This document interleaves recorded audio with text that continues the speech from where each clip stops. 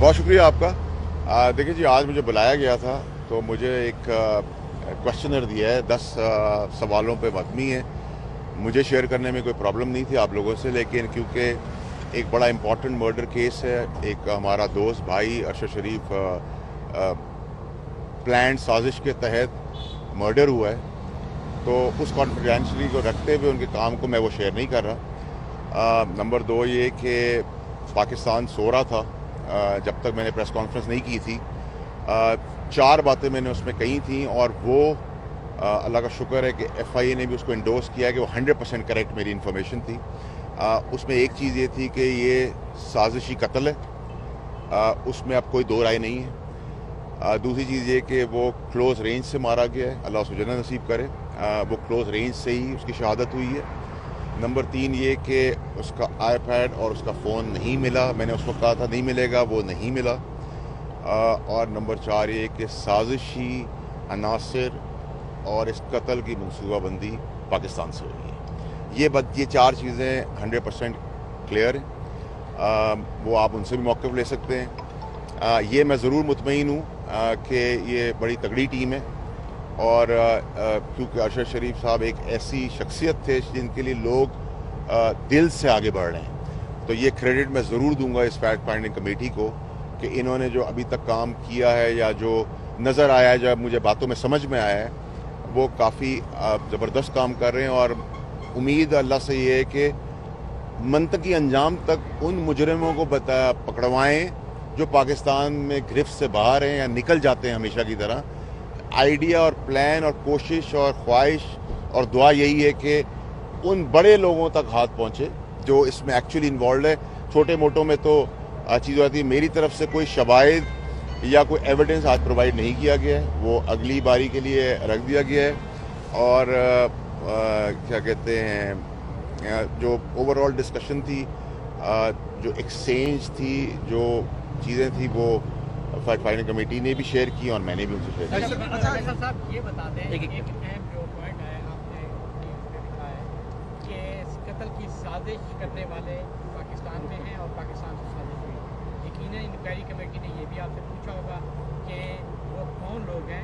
हमें अगर आप नहीं बताते, लेकिन कमेटी को आपने बताया है, वो नाम बताए हैं? नहीं, आज के दिन हम उस के करीब बहुत आगे हैं, लेकिन जैसे मैंने आपसे कहा, गलत बयानी ना हो और गलत बयानी करनी भी चाहिए। शवाहिद और स्पेसिफिक्स से आज तो हम दूर थे। दोबारा कब बुलाया सर?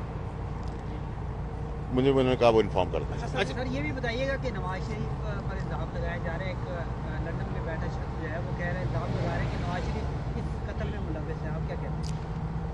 देखिए, ये एक बहुत सीरियस मैटर है, बहुत तकलीफ दे और परेशानी का बायस है हमारे लिए। मेरे ख्याल से इसमें हम सियासत से बाला तर रहे हैं तो ज़्यादा बेहतर है, और घटिया किस्म का मजाक ना करें तो बेहतर होगा। मैं उससे ज़्यादा इसमें पॉलिटिकल एंगल लाना नहीं चाहता। मुझसे एक सवाल सलमान इकबाल साहब की बारे में भी हुआ।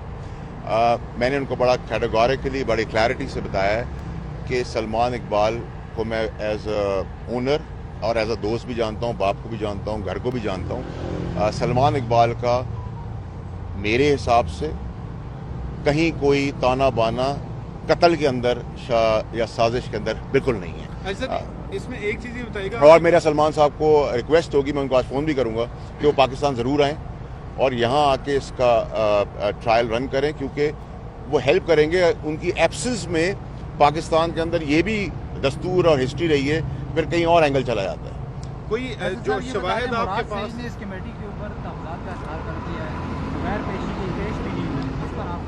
सर, मुराद सईद का जवाब मुराद सईद ही देगा। सर, ये जो शवाहिद आपने प्रेस कॉन्फ्रेंस में भी जिक्र किया था, क्या वो वीडियो एविडेंसेस हैं या कोई दस्तावेजात हैं जो आप तक पहुंची, या कोई स्क्रीनशॉट्स हैं? मेरे ख्याल से वो कबल वक्त होगा भाई, क्योंकि जो इस कत्ल में मुलव्वस है मेरे हिसाब से वो बड़े ईवल माइंडेड भी हैं, ताकतवर भी हैं, समझदार भी हैं, प्लानर भी हैं। तो मैं उनको कोई ऐसी लीड नहीं देना चाहता जिससे वो होमवर्क पहले शुरू कर दें अपना। हमारा टारगेट, अल्लाह की ज़ात से हमारी दुआ है कि हम अरशद शरीफ के एक्चुअल मेन, हमें गोली चलाने वाले के भी इंटरेस्ट नहीं होना चाहिए, कैफरे किरदार तक पहुँचाने चाहिए, गोली चलवाने वाले तक, वहाँ पहुँचाने वाले तक के गिरेबान तक हम बहुत जल्दी पहुँचेंगे इंशाल्लाह। अर्शद साहब, आप जो है ना इमरान खान के बाद जो है अरशद शरीफ को भी जो है आपने बताया और इमरान खान को बताया साजिशों के हवाले से जो किरदार है, रात को जो एक प्रेस कॉन्फ्रेंस हुई है मुस्लिम लीग नून के गुजार की, क्या ये वही लोग हैं? देखिए, मैं आपको फिर कहूँ कि बॉस आज का दिन जो है ना वो हमारे लिए, मेरे लिए, आप सबके लिए, आपका तो साथी भी रहा है। मैं अगर 10-12 साल जानता था तो आप लोग तो उसको 20 साल जानते। वो एक ईमानदार आदमी था। हम आज फोकस हैं, हम ये घटिया सियासत और घटिया मजाक और घटिया बयानात से दूर ही रहें तो बेहतर है।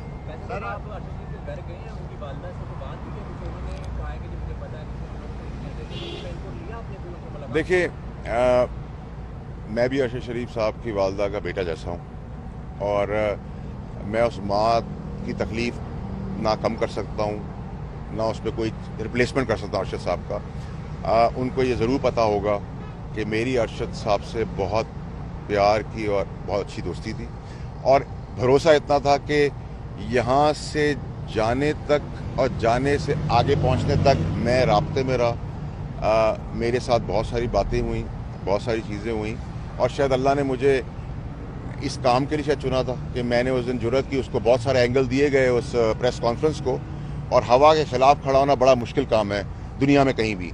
उस वक्त मुझे बहुत सारे एंगल हुए, बहुत सारी बातें ही मैंने सुनी, लेकिन वक्तन अल्लाह ताला इज़्ज़त देने वाला है। अल्लाह ताला मेरी बातों को राइट साबित कर रहा है और आप लोग भी जो आज यहाँ खड़े हैं अरशद शरीफ की हमदर्दी में, मैं इंपॉर्टेंट नहीं, अरशद शरीफ इंपॉर्टेंट, इसलिए आप खड़े हैं और आप लोग भी इस बात को इंडोर्स कर रहे हैं काफ़ी हद तक, बाय एंड लार्ज आपके रिपोर्टर्स भी, कि वो बातें जो मैंने कही थी वो अगर मेरे हिसाब से 100% है, FIR के हिसाब से 100%, तो आपके हिसाब से 90%, तो वो आप भी उसको मानते हैं और आप उसको वेरीफाई भी करेंगे।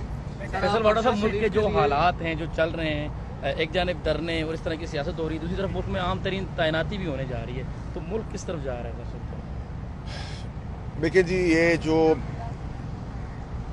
मार्च तक धकेलना और इमरान खान साहब को बंद गली तक पहुंचाना, सांपों के साथ ख़ास का और उन साजिशों का, फिर अरशद शरीफ के मर्डर से उनके ताने बाने मिलना, क्या बताता है आपको? इसके बेनिफिशरी इमरान खान साहब तो नहीं हो सकते ना। इसके बेनिफिशरी जो हैं, इमरान खान साहब को डिस्क्वालीफाई करवा के मैंने तो वज़ीर आज़म नहीं बनना था ना, जिन्होंने बनना था वो इस साजिश का हिस्सा हैं, चाहे वो मार्च हो, चाहे कत्ल से उसके ताने दाने हो। जो ख़ास है उनका भी अपना बेनिफिट है, उनकी भी अपनी एक रिक्वायरमेंट है और सबसे पहले उन्हीं की है, तो फिर मुझे तो इन चीज़ों का कोई फ़ायदा नहीं है। तो ये तो ब्लैक एंड वाइट में तो कौम को डिसाइड करना है। मेरे हिसाब से इमरान खान साहब एक अच्छे इंसान है, मेरा उनका एहतराम और प्यार का रिश्ता था, है। कल वो मेरे बारे में कोई चीज़ बुरी भी कह देंगे तो मेरी तरफ से कभी उनकी तरफ जवाब इसलिए नहीं आएगा कि वो मेरे उस्ताद भी हैं, मेरे लीडर भी हैं, मेरा उनका प्यार और एहतराम का रिश्ता है और मैं समझता हूँ कि इनोसेंटली उनको बंद गली तक धकेला है इन सब ने मिलकर। और अभी भी अगर इमरान खान साहब अपने अंदर से लोगों की सफाई शुरू करें तो बहुत पाकिस्तान के लिए बहुत बेहतरी होगी, उनके लिए बहुत बेहतरी होगी।